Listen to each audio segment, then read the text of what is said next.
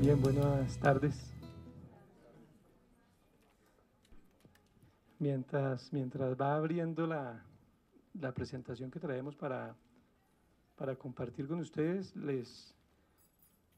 en primer lugar quiero agradecer la invitación que nos han hecho a participar en este espacio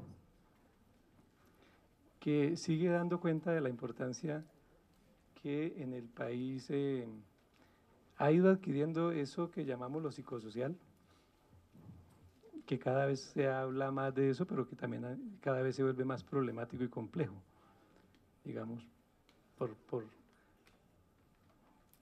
Pero un poco vamos a conversar de eso, de cómo nosotros en Cátedra Libre de Martín Baró abordamos ese concepto de lo psicosocial, y a manera un poco de contextualización, pues les quiero contar que nosotros, Cátedra Libre Martín Baró es una organización autónoma en psicología social, en la que hace más o menos unos 15 años venimos trabajando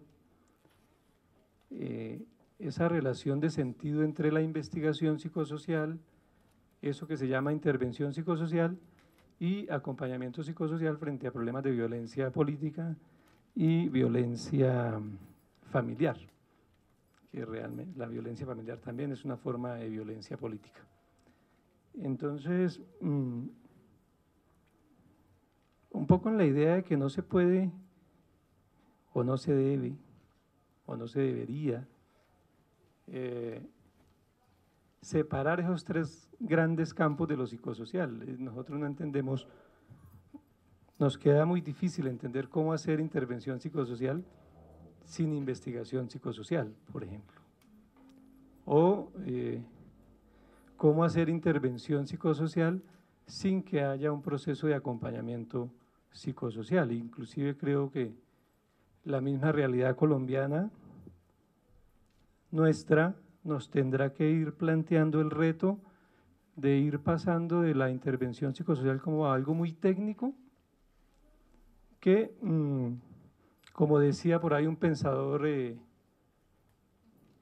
las epistemologías del sur que se llama Boaventura de Sousa, a veces las intervenciones psicosociales terminan siendo intervenciones groseras, en el sentido de que en lugar de ayudar a movilizar procesos de bienestar psicosocial, lo que se termina generando es malestar, porque muchas veces las intervenciones se hacen en tiempos muy cortos, porque muchas veces las intervenciones se hacen sin un debido proceso de consulta y concertación con las comunidades, porque muchas veces las intervenciones son impuestas también desde algunas relaciones de poder. Entonces lo que vamos a compartir con ustedes es lo que hemos ido sistematizando nosotros desde nuestra experiencia. Entonces, en esa medida, de entrada voy a pedir que haya comprensión o disculpas, ofrecer disculpas si alguien se llega a molestar por lo que decimos. Pero la idea es que podamos generar un debate, porque poco debatimos y normalmente damos por sentado que hay verdades que ya están dadas por siempre y para siempre, y que lo que tenemos es que acatarlas. ¿Podemos? Bien, entonces un poco desde dónde vamos. Perdón, una pregunta técnica, ¿cuánto tiempo tengo? Una hora, 40 minutos de la presentación y 10 para preguntas. Ah, bueno, que no me vaya a dejar el avión después. Un poco desde dónde lo estamos planteando, como lo anunciaba nuestra compañera que presentó, pues hay toda una corriente de pensamiento en Latinoamérica en la psicología crítica. Hay varias formas de hacer psicología crítica, pero nosotros hemos asumido una que es la psicología de la liberación. Un poco en la medida, en la idea de pensar que quizás sin darnos cuenta, la psicología históricamente en nuestros pueblos latinoamericanos, históricamente ha sido una disciplina o una ciencia oculta. ¿Y por qué decimos que oculta? Pues porque la psicología, como psicología, históricamente ha sido un privilegio de unos pocos. En el caso colombiano, si no se tiene para pagar un proceso terapéutico y una consulta, el saber psicológico se le niega completamente a las personas.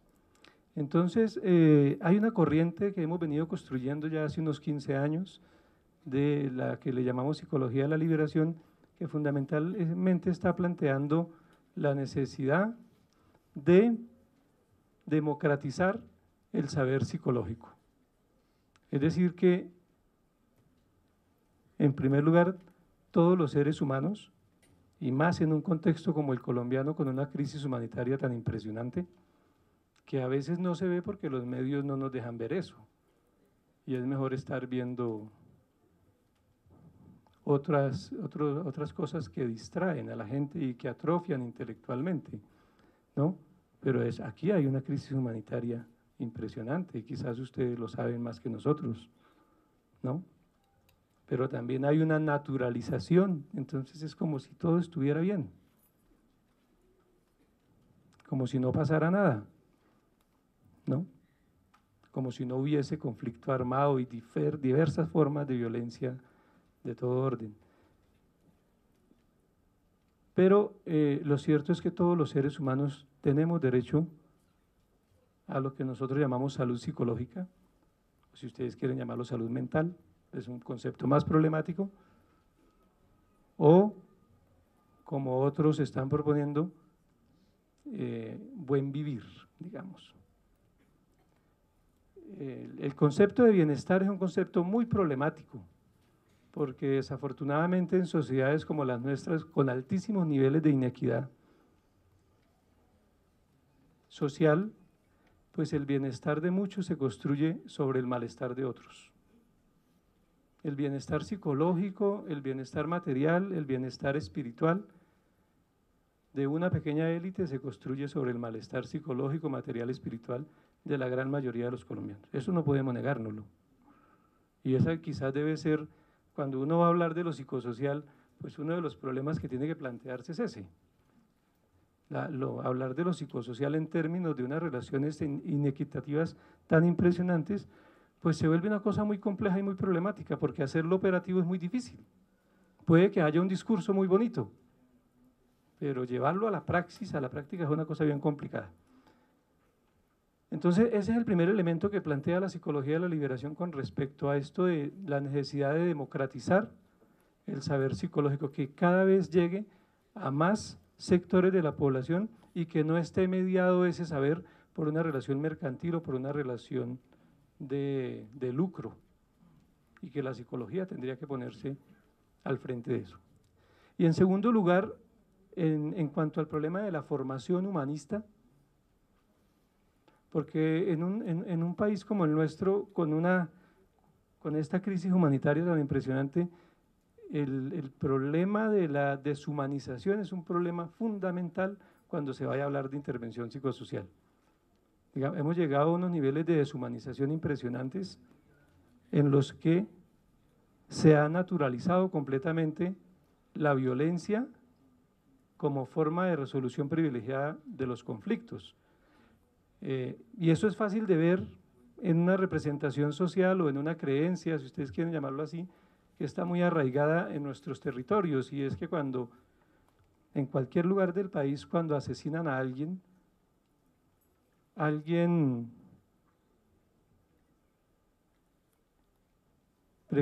dice si sabe que mataron a alguien, y la otra persona automáticamente responde, ¿quién sabe en qué andaba?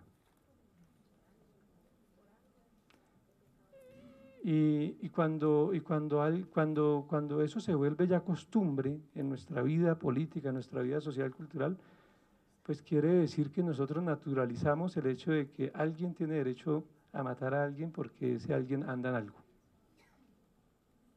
Y eso ya es una cosa muy complicada cuando se va a hablar de esto de lo psicosocial. Tiene que apuntar entonces a buscar formas de desnaturalizar el uso de la violencia, el uso de la fuerza, el uso de las armas como forma privilegiada de resolver los conflictos, ¿no? Pero también tiene que naturalizar otras cosas que hacen igual daño que el conflicto armado, por ejemplo, el problema de la corrupción, del cual se derivan un mundo de violencias, porque se vuelve muy fácil ser delincuente cuando hay tantos niveles de corrupción, ¿no? Se vuelve muy fácil y después para desmontar eso es muy difícil. Y eso en términos de plantear la intervención psicosocial con una estrecha relación con el problema de los derechos humanos. Digamos, la intervención psicosocial tiene que pensarse dos grandes ejes transversales, el problema de la democracia y la democratización del saber psicosocial y el problema de los derechos humanos. ¿Podemos poner la siguiente? Gracias.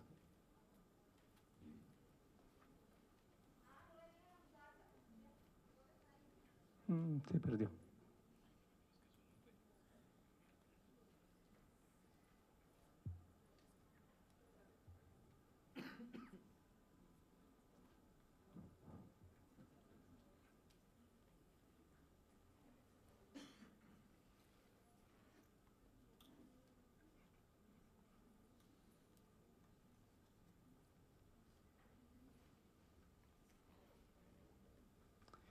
Bien, ¿qué entendemos desde lo que hemos ido construyendo allí? ¿Qué entendemos por lo psicosocial?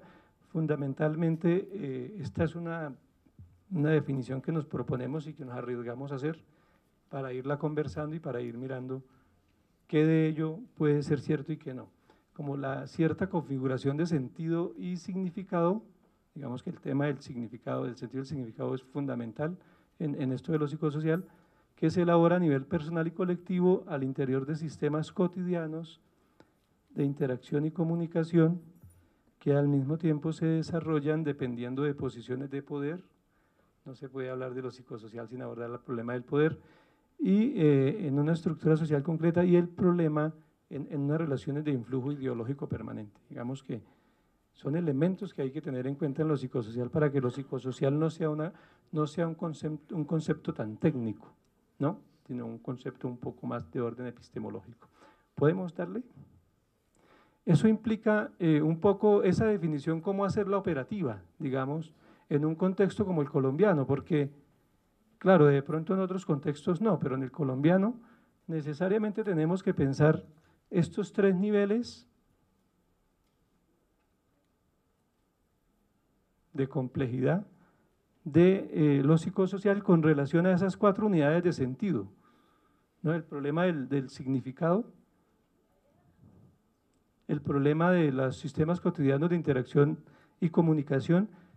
Por ejemplo, en esa relación, en aquella otra unidad, hemos encontrado nosotros en lo que hacemos acompañando a víctimas de violencia política, un elemento importante que hemos identificado es la importancia de ir involucrando a las personas que han sido victimizadas con alguna forma de violencia, irlas involucrando en lo que nosotros llamamos ambientes de interacción significativa potencialmente sanos. Por ejemplo, la importancia del arte en el proceso de recuperación, ¿no? Y estas cuatro unidades, esto realmente es un poco a modo de ilustración, porque esto está desarrollado en dos perspectivas. En una perspectiva tiene una intención investigativa, es decir, que quien vaya a hacer investigación e intervención o acompañamiento psicosocial necesariamente tiene que plantearse preguntas con respecto, esa matriz ofrece esa posibilidad, plantearse preguntas con respecto a esas relaciones concretas, digamos el problema de la reparación con relación al problema concreto del uso del cuerpo de la mujer como botín de guerra, por ejemplo. Eso tiene que generar preguntas, porque no se significa lo mismo la experiencia, ¿no?, de una mujer antes, durante y después. Y sobre todo en perspectiva de reparación yo tengo que ser capaz de preguntarme como investigador, ¿no?, cuáles pueden ser las salidas en términos de reparación, ¿no?, y cómo hacer una reparación no tan grosera, sino una reparación realmente en la que se humanice la relación de quien hace intervención psicosocial con un grupo de personas o con una persona o con un colectivo. Lo mismo tiene que haber una dimensión de prevención de la no repetición. Y lo mismo necesariamente tiene que haber un nivel de promoción, de promoción de acción colectiva en términos políticos. Porque en últimas, si la sociedad en su conjunto no se moviliza, no se organiza y no se moviliza, el tema de lo psicosocial sigue siendo un tema de técnicos que intervienen en comunidades, en el que las comunidades no juegan un papel activo, sino un papel más bien pasivo. Y eso hace que lo psicosocial también sea problemático, muy problemático, porque sigue siendo una perspectiva técnico-tecnológica. ¿Podemos seguir? Ahí que hemos identificado con relación a esa matriz que ustedes veían anteriormente, que ha habido históricamente por lo menos 3 grandes modelos de hacer intervención psicosocial que obedecen, en el caso de la psicología social, que es lo que nosotros hacemos, pues a 3 grandes paradigmas, ¿no? El paradigma positivista, que realmente atraviesa todo el siglo XX, pero que más que la palabra positivismo o paradigma positivista, el elemento fundamental es el elemento de lo autoritario, ¿no? Digamos, hay una forma de hacer intervención psicosocial que termina siendo muy autoritaria cuando se impone desde fuera a un proceso comunitario, sin consultar lo que está pasando allí. Esa es una forma autoritaria de hacer intervención psicosocial que tenemos que revisarla y tenemos que mirar qué hacemos para superar ese problema. Realmente sería fácil si pensáramos en conceptos como concertación, como democracia, como formas adecuadas de resolver los conflictos. Hay otra forma que es la relativista, que también es problemática, porque esa también está asociada a muchas formas de asistencialismo y a una palabrita o a una categoría que para nosotros es muy problemática, que es la categoría de la tolerancia.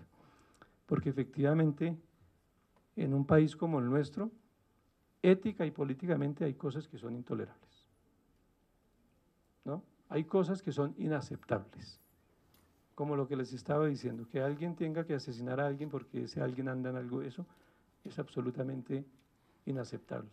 O una cosa que ha hecho mucha carrera ahora con la visibilización de las víctimas como sujetos políticos de derecho, ahora entonces hay víctimas buenas y hay víctimas malas. O hay víctimas necesarias. Y absolutamente eso no está en el horizonte ético de un psicólogo, de un ser humano, como no puede estar en el horizonte ético eso, que hayan unas víctimas buenas y unas víctimas malas. Todas las víctimas son seres humanos que merecen, que necesitan y que tienen derecho a atención desde el Estado de sus problemáticas. ¿Bien? Cuando se apoya directa o indirectamente procesos de limpieza social, por ejemplo. Y ahí no hay que llamarse a engaños con cosas, ¿no? Y hay un paradigma o hay un elemento, otro modelo que es el crítico emancipador, en el que fundamentalmente ahí estamos nosotros identificados con ese modelo. Es un poco que la intervención psicosocial tiene que plantearse la pregunta por cómo lograr transformaciones en lo psico-socio-antropológico, es decir, en la construcción de sentido, en las relaciones cotidianas y en la construcción de nuevas creencias que superen el fatalismo, porque aquí hay mucha gente, empezando por los psicólogos y las psicólogas, que creen que ya no se puede cambiar nada, que esto lleva así más de 200 años y que ya qué vamos a hacer. Y si un psicólogo piensa así, una psicóloga piensa así, imagínense el resto de comunidades que históricamente han tenido que padecer la violencia en cuerpo propio. Y siempre, aunque no lo creamos, siempre hay una posibilidad, siempre hay la posibilidad de superar el fatalismo. ¿Podemos darle uno, por favor? Eso nos plantea unos problemas, unos dilemas y unos retos que es de los que venía realmente a hablar. ¿Podemos darle otro, por favor?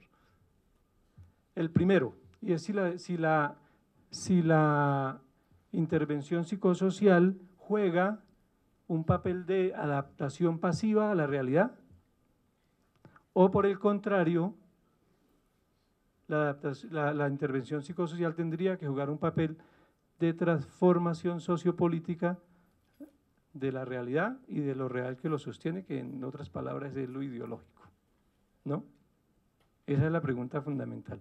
Si la intervención psicosocial es para adaptación pasiva a la realidad, es muy fácil. Es muy fácil adaptar sujetos a un desorden social establecido. Pero si la intervención psicosocial es buscar transformaciones de tipo sociopolítico, porque finalmente toda psicología es política, así no nos demos cuenta. El hecho de que juegue a favor de un interés u otro ya hace que la psicología sea política, ¿no? Y claro, le plantea a quien hace intervención psicosocial si su rol es contribuir con procesos de distracción individualista o más bien su rol tendría que ver con hacer conciencia de unas relaciones sociales estructuralmente violentas y hacerse cargo de esa realidad, no negársela, como a veces pasa. Porque claro, a veces es más fácil negar el conflicto que asumirlo. Pero quien niega el conflicto no lo resuelve, ustedes lo saben. Quien niega el conflicto lo profundiza hasta que se vuelve inmanejable. Eso pasó en Colombia políticamente, desde el año 46, 47, que se negó el conflicto y el conflicto fue cogiendo unas dimensiones tan impresionantes que hoy es muy difícil de manejar. ¿Ah? Si hubiéramos resuelto el conflicto de otra forma, hace muchos años, hace 60 años, quizás estaríamos viviendo otro país, pero el país los conflictos los resolvemos históricamente de forma no legítima y de forma no adecuada. Ese es uno de los problemas. ¿Podemos darle, por favor? Segundo, hay que definir cuál es la intención ético-política del cambio buscado cuando se aborda lo psicosocial, que es también otro elemento. Porque a veces a uno le dicen, no, sí, con lo que yo hago estamos haciendo transformación, ¿no? Pueda que se estén tocando elementos de transformación, pero pueda que no sean transformaciones profundas necesarias. Y ahí también viene un problema serio para la intervención psicosocial, y es si estamos buscando cambios individuales o estamos planteando la pregunta por cambios estructurales. 10 minutos. Muy bien. ¿Podemos seguir, por favor? La tercera tiene que ver con el papel que a veces juega lo psicosocial como una especie de sedante del conflicto. Es muy triste no sé si han visto un documental que se llama Impunity o Impunity, como quieran denominarlo, en el que sale una psicóloga que trabaja con la fiscalía haciendo una intervención con una familia, y el papel es muy triste, y no estoy diciendo que la psicóloga sea mala gente, estoy diciendo que ese es el rol que le han asignado, que es muy jodido. Entonces, claro, otra cosa es cómo nosotros ayudamos a encauzar transformadoramente el conflicto, ¿no? Pero no actuando como sedantes o anestesia, sino más bien como estimulantes, ¿no? Nada mejor para una persona y para un colectivo de humanos que hacer visible el conflicto que está haciendo daño y buscar colectivamente también formas adecuadas de resolverlo, antes que ocultarlo. ¿Podemos darle, por favor? Esa es la cuarta, adaptar sin cambio, también se puede, o transformar sin neutralizar y sin neutralizarse. A veces hay una creencia extraña que la intervención psicosocial se hace de una vaina que se llama la neutralidad. Y la neutralidad es cuando le dicen a quien hace intervención psicosocial, usted no se meta en problemas. Y usted tiene que tomar distancia, pero es que es muy difícil tomar distancia en Colombia del dolor de los otros seres humanos. Es muy difícil tomar distancia. En cambio, es más fácil dejarse tocar por el dolor de los otros seres humanos e implicarse en ese dolor, en ese sufrimiento, porque por ejemplo nosotros ahora tenemos una pregunta difícil, pero la estamos abordando allí en lo que hacemos, y es ¿cómo hacemos para atender el dolor extremo? En un país que 3.800 víctimas, que masacres, ¿no? ¿Y qué se le dice a una persona cuyos 4 o 5 miembros de su familia fueron asesinados en una masacre? No se le puede decir lo que la psicóloga dice en el documental de impunidad, no se puede hacer eso. Hay que buscar otras formas de hacerlo. Podemos. También un poco la pregunta por los criterios éticos de la intervención es si nosotros vamos a normalizar lo anormal ideologizado. Porque hay cosas que no son normales, pero que nos han hecho creer que son normales. ¿No? Voy a poner un ejemplo, igual que lo que les decía, se escucha en muchos lugares del país se escucha que la gente que va a hacer un contrato, que va a licitar, tiene que dar mordida, obligatoriamente. Y es parte de la cultura política. Y eso tiene unos efectos impresionantes sobre lo psicosocial, porque a veces quien tiene una propuesta muy elaborada, muy trabajada, fundamentada en lo psicosocial, no pasa porque no dio la mordida o porque no hacía parte del circuito, no estaba en la rosca. Y lo psicosocial se prostituye. Y eso es un problema serio. Eso es parte de la cultura que tenemos que plantearnos, cómo vamos a romper con todos para transitar hacia a eso que llamamos una posible paz duradera. La paz duradera no depende de que haya un acuerdo de paz allí en La Habana. Va a depender de otras cosas fundamentales, y aquí lo sabemos.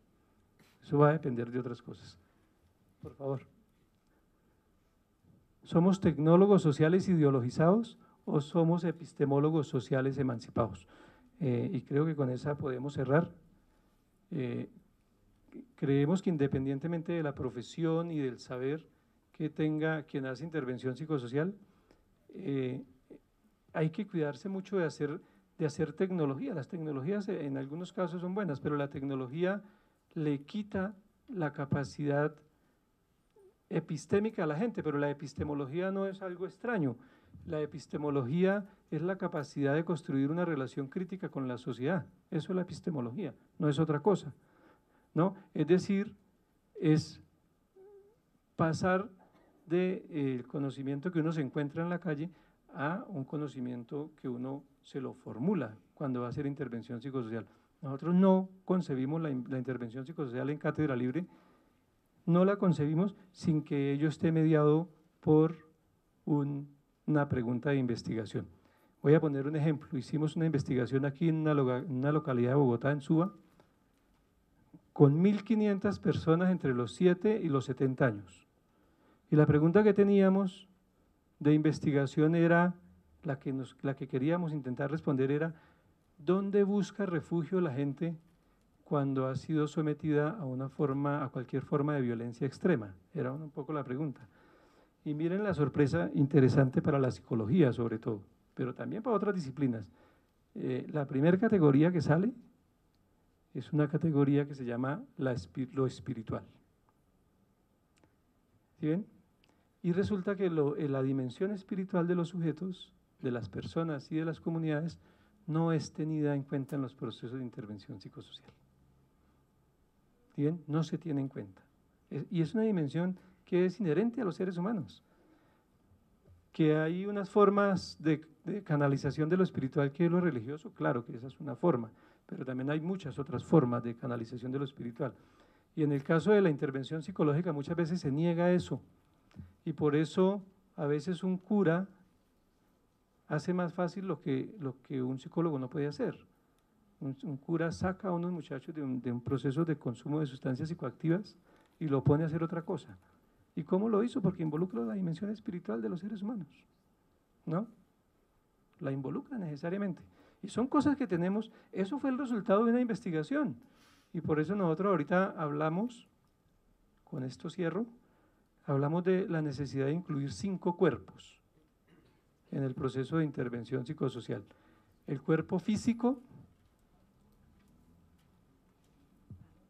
el cuerpo mental, tendríamos que hacer otro seminario para hablar de esos 5 cuerpos, pero después lo hacemos. El cuerpo inconsciente, el cuerpo mágico y el cuerpo espiritual. Digamos que esos 5 cuerpos deben ser tenidos en cuenta en la intervención psicosocial. Si habláramos de lo físico, podemos hablar de cosas tan necesarias como qué es lo que la gente ve y lo que la gente escucha, o qué es lo que la gente se ve obligada a comer hoy en día, que le hizo perder su soberanía alimentaria, por ejemplo. Pero en el cuerpo mental también es, ¿no? Esas estructuras mentales históricamente arraigadas que nos hacen ver a la diferencia como enemigos y que preferimos asesinarla física o simbólicamente antes que construir con ella. Y eso pasa en lo cotidiano. O díganme ustedes si no, en muchas relaciones cotidianas de trabajo, una forma de eliminar al otro es negándole todos sus atributos positivos y exaltando solo sus atributos negativos. Y en el cuerpo inconsciente lo mismo nos pasa, hemos naturalizado un mundo de cosas que no son naturales, y en el cuerpo mágico también nos pasa porque estamos en estado de encantamiento, en el que sabemos que están pasando cosas terribles, pero preferimos cambiar de canal. Y entonces caemos en Betty la Fea, o caemos en el Mundial, o caemos en un reality, o caemos en algún distractor de eso. Y en el cuerpo espiritual, pues también, porque esa es una dimensión propia de todo ser humano y es una dimensión sagrada que hay que también saber manejar. Con eso termino, muchas gracias y estuve corriendo.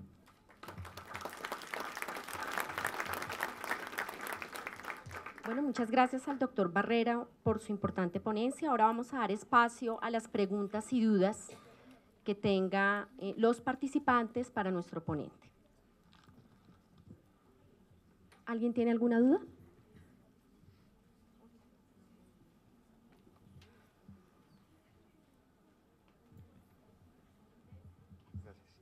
Bueno, buenas tardes. La pregunta va dirigida a, se estuvo hablando de el rol de los profesionales desde la psicología.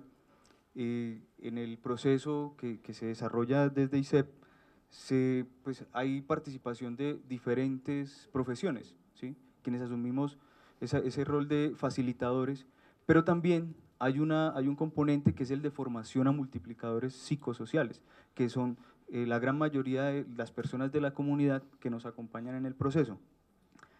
¿Cuál es el rol que estos multiplicadores psicosociales, ¿sí? desde la dimensión de la psicología crítica, nos podría sugerir, ¿sí? o nos invitarías a todos para que podamos generar este tipo de procesos que faciliten la transformación y la emancipación, ¿sí? y romper un poco, bueno, o al menos ser críticos con el esquema que hay en el proceso pues, del trabajo en la intervención psicosocial? Bien, tenemos un principio que intentamos trabajarlo mucho en todo este movimiento de Psicología de la Liberación, y es la incorporación del saber popular en el proceso de la intervención, ¿no? Es decir, si logramos hacer que el saber psicológico o el saber antropológico o el saber de trabajo social o de la sociología, de cualquier disciplina que se meta a hacer intervención psicosocial, porque no es propia de una, es una cosa interesante, ¿no?